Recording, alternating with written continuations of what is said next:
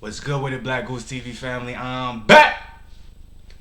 As always, give me a little bit of time. I want to make sure everything is sounding good. I want to make sure everything is looking good. If y'all is already in the chat joining me, I appreciate that. As y'all can see from the topic, we have some things to be talking about today. And I think it's a very good topic if you're asking me personally. But give me a second before I go into it. I'm going to make sure everything sounds good, okay?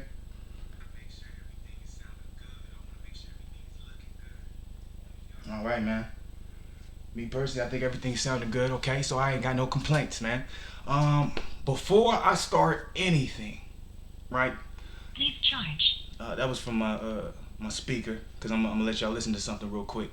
To give y'all, as always, I give y'all a premise to what I'm going to be talking about. I always start everything that we're going to be diving into with a statement that basically it's like a short summary of what I will be talking about.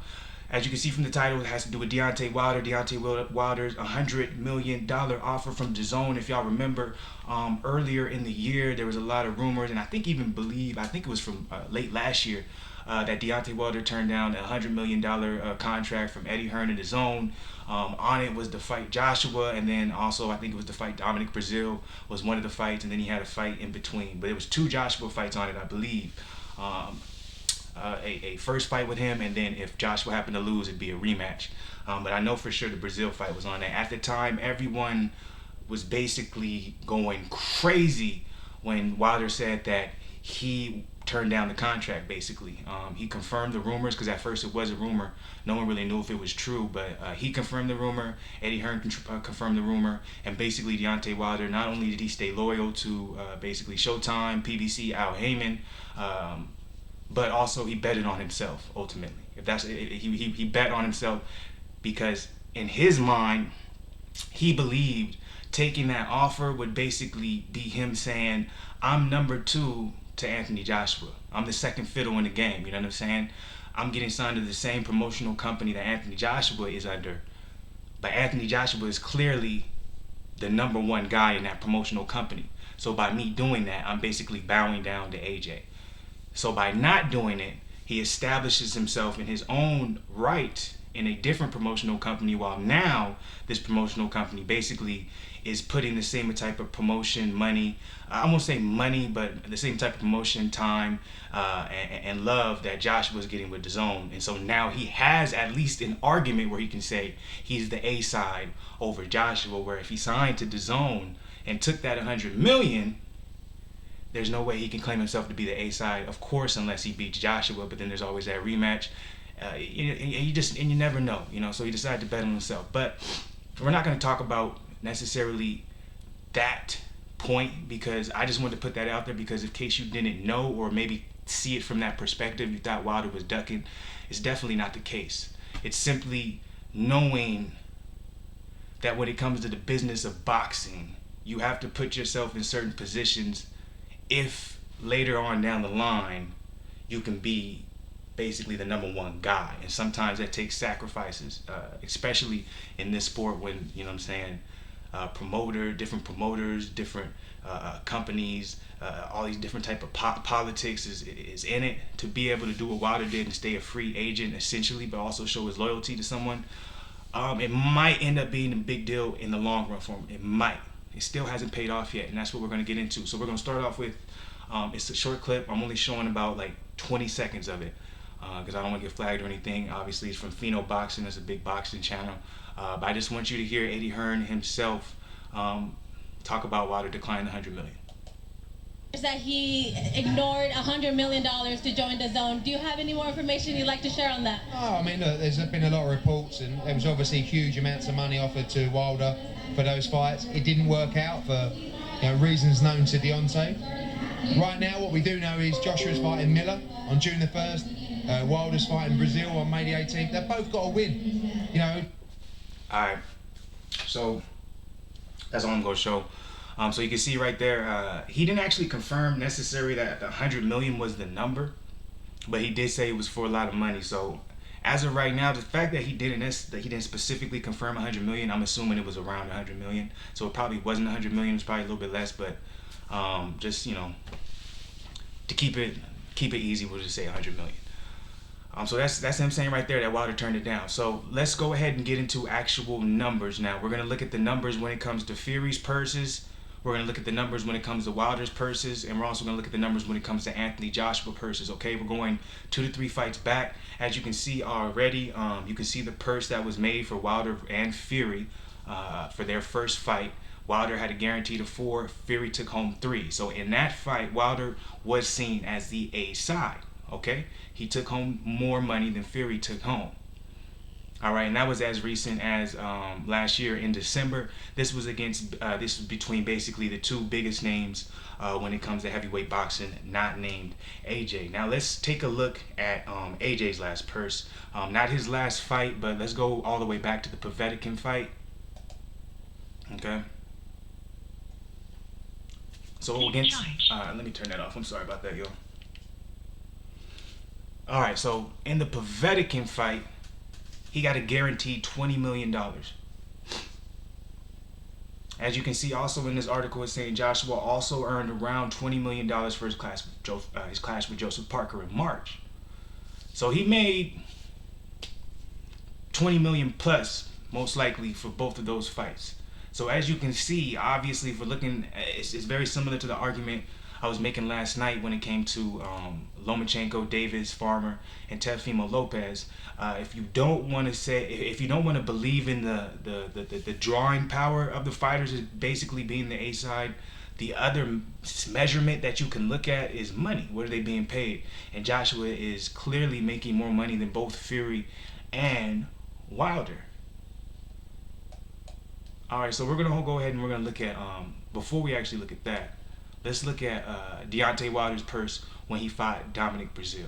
Okay, now as you can see, this was after basically Wilder bet on himself.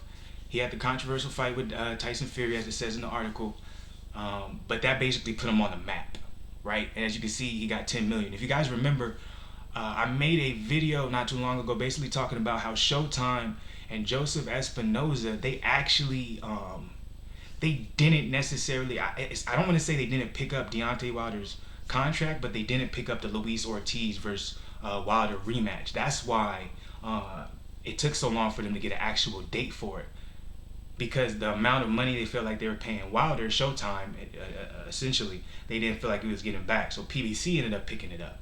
The same way PBC ended up picking up the Deontay Wilder and Breazeale card. As you can see, Dominic Breazeale versus Deontay Wilder was on PBC, as was Ortiz versus Wilder too. Wilder made it much more money that he did with PBC than he did when he was on Showtime. You've seen Wilder versus Ortiz too. He was still he made, excuse me, that's Wilder versus Ortiz too. I didn't want to go there yet. He made $4 million here, right? And he was essentially still a Showtime guy, if you want to talk about it. Eddie Hearn's definitely the promoter of the year. I definitely believe Eddie Hearn's the promoter of the year. If y'all in the chat, appreciate y'all being here, man. Go ahead and throw y'all opinion on it, and throw a like, subscribe, whatever it may be. If y'all enjoying the information, let me know what y'all are feeling about this. Let me know your opinion. But as you can see, Wilder made $4 million. Fury took home $3 million. Okay, and Wilder was essentially still he was still being promoted more by Showtime than he was PBC. PBC took up the rights for Deontay Wilder versus Dominic Breazeale, and you can see a substantial lift in his pay. He got $10 million. Okay, you got to remember, Wilder turned down the supposed $100 million contract. We want to say it's $100 million, even though it wasn't. It's probably closer to maybe like $50 million, but it's floating around there as $100 million. You know, rumors is. But if you want to see, he's betting on himself. If you want to add it up, so in his fight with Fury, $4 million. Wilder against Breazeale, $10 million. So that's $14 million. Okay, that's not accounting sponsorships, obviously. Okay, so that's $14 million for his last 2 fights, before Ortiz too, of course. But I'm looking back at the last 3 recent fights. Okay, now let's go over to Anthony Joshua versus Andy Ruiz rematch.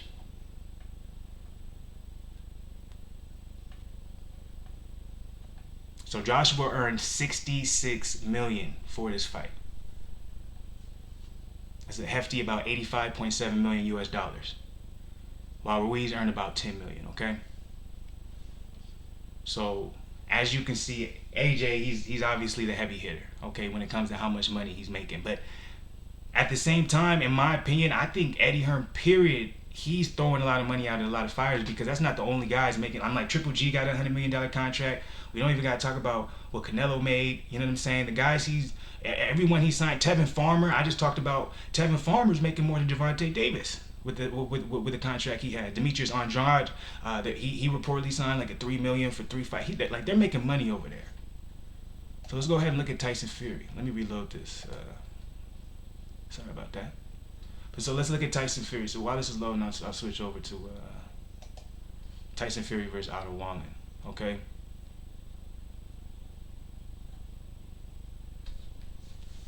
All right. So let me get the number right here. All right. So he made $1 million against Otto Wallin. Okay. So Tyson Fury made $1 million against Otto Wallin. Deontay Wilder versus Tyson Fury. Wilder made 4. Fury made 3. Okay, so anybody in here who thinks Fury is actually the A side when it comes to Wilder and Fury, technically he's not, because we're showing here that as of now, Gypsy King's making a little bit less of money than Wilder is.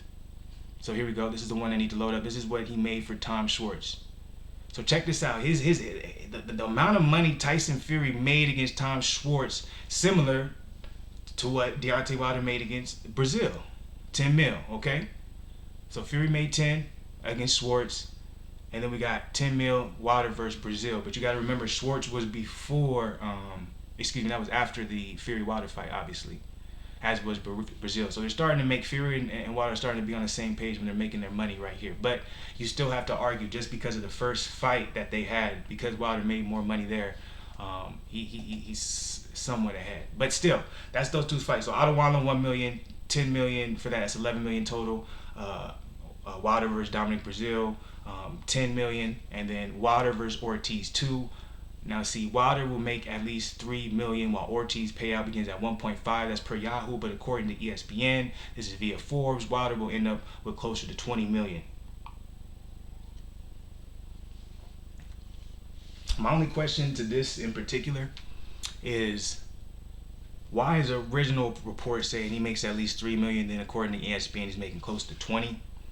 I can't really tell you anything about that, but you can see this is the biggest payday that Wilder ended up getting. So he made closer to 20 million. Anytime they say closer to something, it's usually a little bit lower, but we're going to go ahead and go with 20. Obviously, this does not count sponsorship. You guys make sponsorship money too. There's a pay-per-view fight too. They probably got some pay-per-view points or something like that in general as well.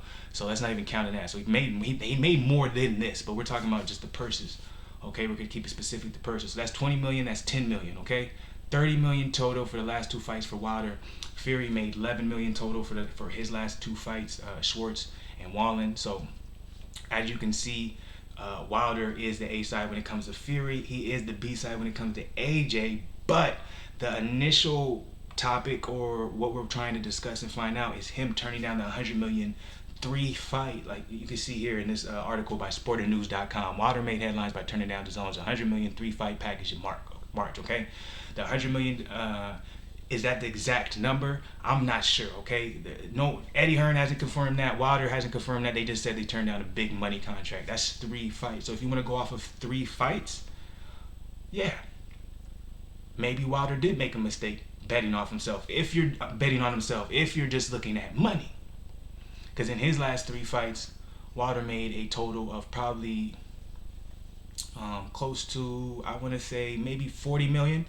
That's 40 million. That's not considering sponsorships. With sponsorships, he probably made close to 60 million with sponsorship money. Pay-per-view money, maybe 70 million.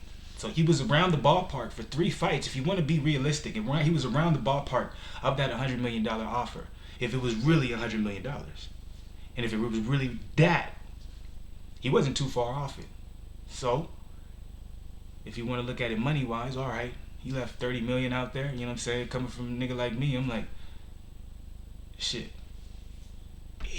For betting on himself, he not only made a lot of money, but he made himself a bigger star, and he didn't have to fight AJ in the process. Or let me say this, he didn't have to bow down to AJ's request in the process. That's a win. That's my opinion now. If you disagree with me, let me know. But I'm like, that's a win in my opinion. If you want to count sponsorships and things like, if you just want to go strictly off purse money, 40 million in comparison to 100 million. All right. maybe that's a bad decision. But if you want to talk about sponsorship money with it, he's a little bit closer. I'm gonna say he got at least 20 million in sponsorship money. Wilder. You know what I'm saying? At least. Would he get sponsorship money when he signs that Dazn 100 million 3-fight package? Yeah, most likely, yes. So obviously we got to get a different conversation now. But now Wilder is in a position where they're saying, from the reports, they're saying that Fury versus Wilder is going to be a 50-50 split. I don't think it should be. I think Wilder deserves at the very least a 60-40. He's proven to be more of a draw than Fury as of now. Y'all can say what y'all want. Y'all can talk about the WWE stand, things like that. But when we're talking about watching a fight in a ring, Wilder is the one people want to see more than Fury. All right, and I just told you the numbers: 11 million for Fury, and his well, if you want to count the Fury versus Wilder fight, it was actually 3 million, about 14-15 million, and then Wilder, just in his last 2 fights, he made more. He made about 30 to 40 million. So that's just a fact, y'all. I'm just letting y'all know. But I'm gonna let y'all decide. I'm gonna let y'all digest all this information. I'm gonna let y'all conclude and figure out, or at least, you know, who you think is really the A side. If y'all want to ignore all the facts, if y'all want to ignore everything I just showed y'all, that's fine. Oh, and here you go. I didn't even get into this. The Wilder versus Dazn. Wilder made 1.4 million against Dazn. Okay, the rematch.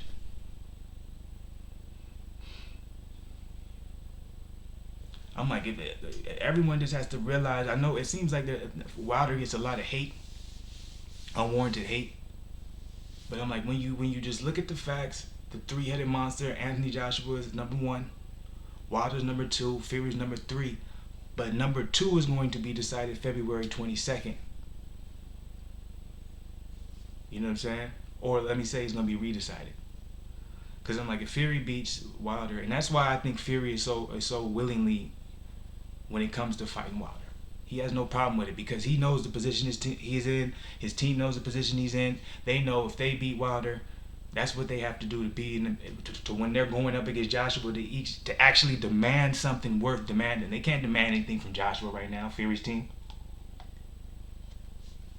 I just told y'all what he's making compared to what Joshua making. Bro, Joshua out here making 50 mil a fight, man, at least. For the first fight against Andy Ruiz, he made at least 25 mil. Like, look at this. Versus Vladimir Klitschko, he pocketed 19 mil. And then he won 12.5 million in his ensuing fights with Carlos Takam, and then 25 million versus Alexander Povetkin, okay? So I'm like, Fury knows, man. Even if I want the Joshua fight right now, if I go into that fight, I can't get no money out of that. Not what I feel like I deserve. And it's interesting. No one's really talked about the fact how willingly Fury wants to fight Wilder more so than he wants to fight Joshua. What does that mean? Does Fury see more flaws in Joshua? Does Fury see more flaws in Wilder's game than he sees in Joshua's? That's a question to me. Because, you know what I'm saying, Fury and Joshua have sparred multiple times before.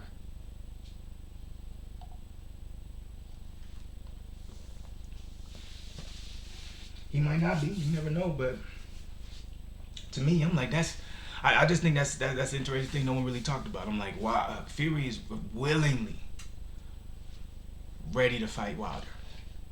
But, you know, at the same time, when it comes to Joshua, you're going to be at his mercy when it comes to Joshua. When it comes to his demands, where you going to fight at, how much money you going to make, what's going to be the stipulations in the contract, rehydrating, things like that, all types of different bullshit. He knows that.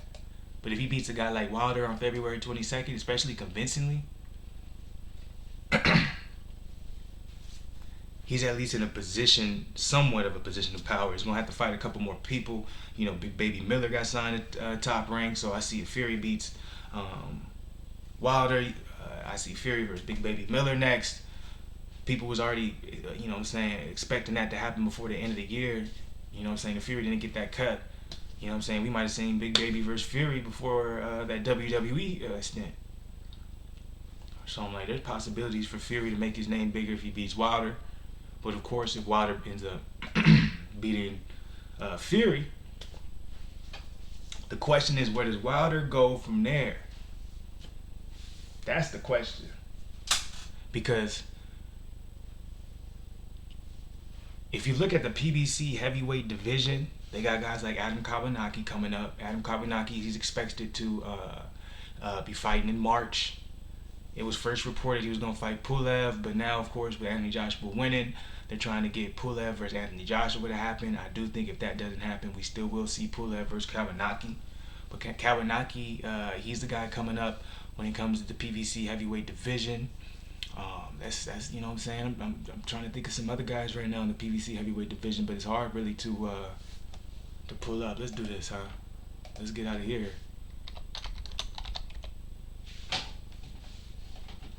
And let's see what the PBC, because so of course you got FA, but he's not ready for Wilder yet. Travis Kaufman, Charles Martin maybe. So you don't really have too many guys when it comes to the PBC heavyweight division. You got Joe Joyce though, and a lot of people probably don't realize Joe Joyce is signed with PBC, but he is signed with PBC.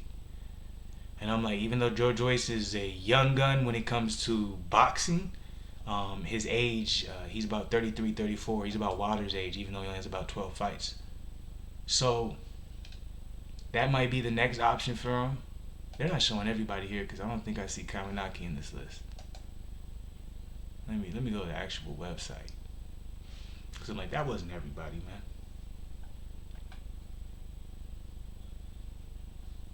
So I'm like, let's check out the weights. How about that? So here we got the heavyweights right here. Of course, okay, so you always got Wilder versus Andy Ruiz Jr. possibilities. Adam Kabanaki, like I said before, for Wilder if he beats Fury. Oscar Rivas would be a good fight. Michael Hunter possibly, maybe. Okay. Alright, so Wilder has some options, okay? He does have some options. So if Wilder beats Fury, he has more options than Fury does, but Fury has that one option where it will definitely build his profile. Because I'm like, you beat Wilder, you fight Big Baby, you beat Big Baby, and then now you calling for the Anthony Joshua fight. That's legendary.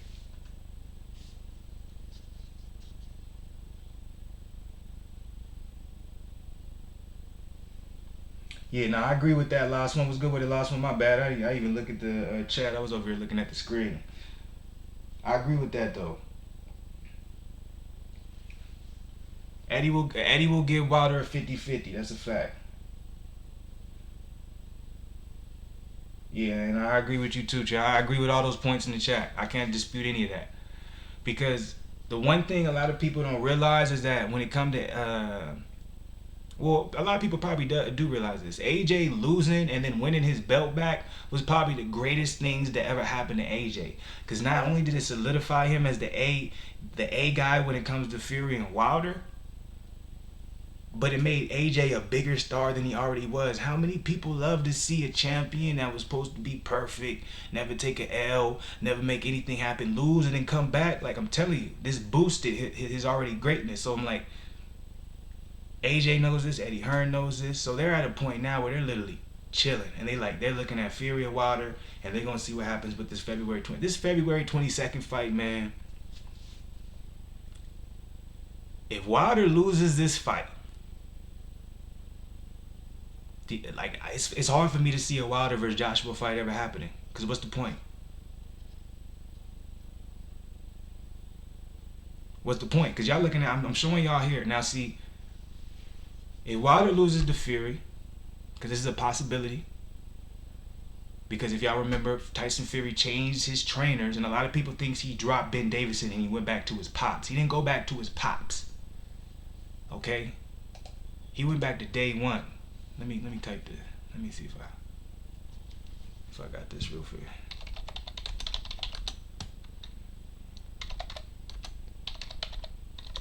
It was Emmanuel Stewart. It's Emmanuel Stewart's protege. Yeah, it's Javon Sugar. It's Sugar Hill Stewart.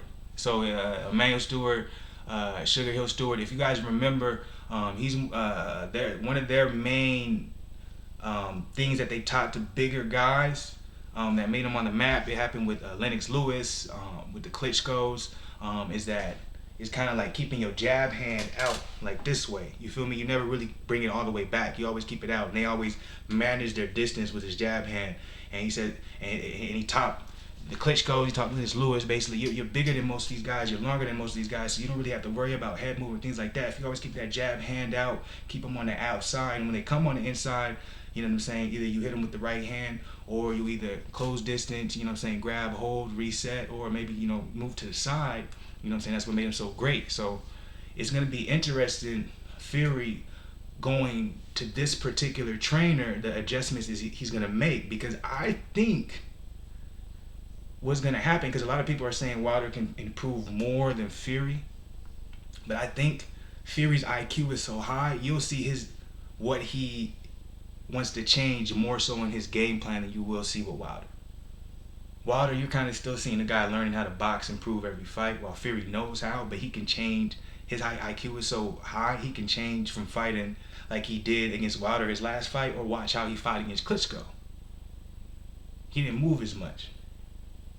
He didn't put himself in positions where he could get caught. If you remember when he was fighting Wilder, he put himself in positions where he could get caught. What am I talking about? Ducking his head low, hand drop. This is always, if you duck your head this low, you can always get hit with the hook or an uppercut. You know what I'm saying? Hands dropping sometimes, just putting yourself in vulnerable positions. When you with Fury, when he fought Klitschko, everyone saw it as a boring fight. That's because he controlled that entire fight. He controlled it. It was actually beautiful.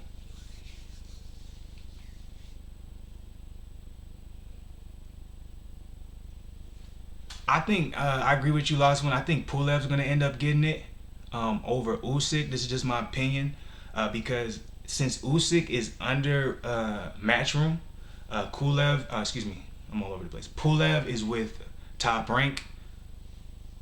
Eddie Hearn sees more money in Usyk fighting a guy like maybe Joseph Parker or Derek Chisora. If Anthony Joshua go ahead and drops that WBO belt, Usyk beats Joseph Parker or Derek Chisora, he gets that WBO belt, and then now you have Usyk versus Anthony Joshua, 2 titles on the line, 2 guys under Matchroom over in the UK. That's way bigger than a Joshua, you know what I'm saying, Pulev fight, in my opinion. So I think he's going to allow Usyk to go over and do that. And I think AJ fights Pulev right off the bat next year in March, if he doesn't drop the IBF title. But I think he's going to do it. I think he's going to fight Pulev because I think that's an easy fight for Joshua, if you want me to be real.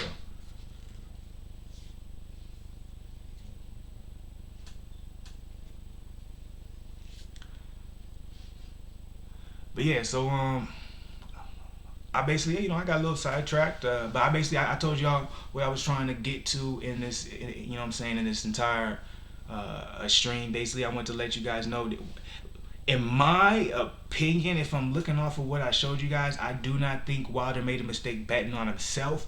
If you want to go off the numbers and you want to say, hey, I don't care about your opinion, then yes, he did make a mistake. If it's supposed to be a 3-fight deal for $100 million, like I said, in his last 3 fights, he made reportedly about 40 to 45 million. But as you can see, he's in a position of power though.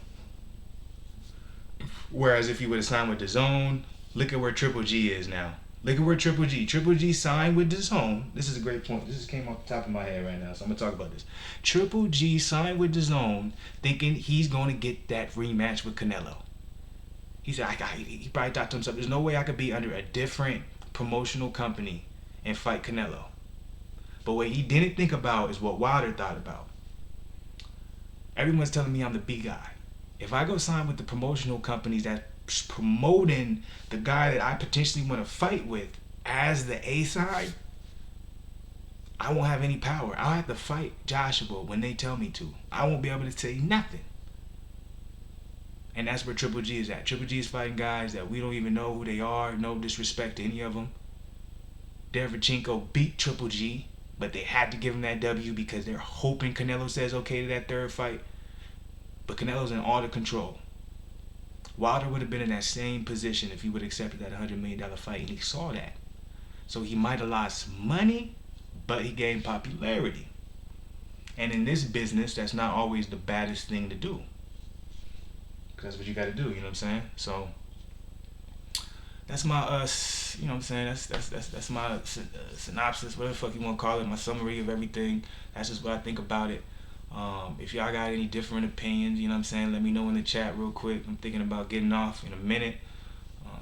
We got a new game, man. We got some Jedi shit, so I'm about to hop on that shit. So let me know what y'all thought about the stream real quick. I'll give it 5 more minutes. If y'all up in here, drop a like, drop a subscribe. Appreciate it, man. I'm gonna do a lot more of these because, man, I gotta break it down because a lot of y'all, man, the way y'all be thinking, man, it just helps out when you see the numbers, man. It helps out. And it's like you stop seeing it as like Deontay Wilder is ducking, Anthony Joshua is ducking, Tyson Fury is ducking. Like, there's no ducking. These dudes are high-level professionals. They do this for a living. They fight for a living. They ain't scared of nobody. There's no ducking. But it's now business. And there's a possibility of losing your life in that ring. And if there's a possibility of that, you got to make sure you get everything out of it that you can. And that's what it comes down to. And sometimes it's not always about money. Sometimes it's about, I got to take this L now because I know later down the line it's going to pay off for me. And that's what Wilder did. And I believe it paid off. Y'all might not agree with me. If y'all disagree with me, let me know why. But that's what I think.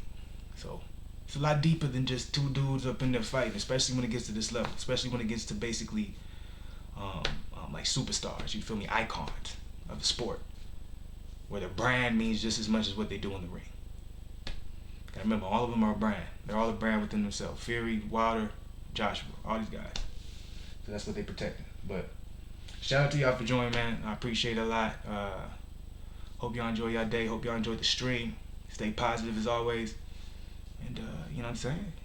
Keep doing what y'all do out there. You already know what it is.